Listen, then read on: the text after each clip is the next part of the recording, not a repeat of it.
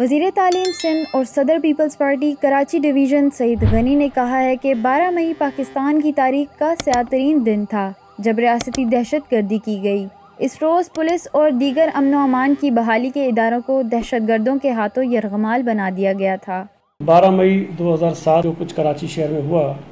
وہ پاکستان کی تاریخ میں ریاستی دہشت گردی کا بدترین واقعہ تھا۔ 12 مئی 2007 کو اس شہر میں پولیس اور دیگر قانون نافذ کرنے والے اداروں کو دہشت گردوں کے رحم و کرم پر چھوڑا گیا اور دہشت گردوں نے اپنی آزادی سے جہاں جہاں جس کا چاہا خون کیا۔ 50 سے زائد بے گناہ سیاسی کارکن شہید ہوئے اور اس روز اس شہر میں پاکستان کی تاریخ میں شاید پہلی مرتبہ اعلیٰ ترین عدلیہ کے ججز کی بے حرمتی کی گئی، تذلیل کی گئی، وکلاء کے ساتھ بدتمیزی کی گئی، ان پر تشدد کیا گیا،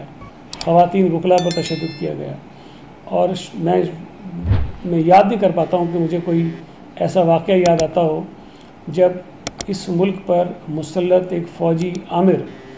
اتنے بے گناہ سیاسی کارکنوں کے شہادت کے بعد مکے لہرا کے یہ کہے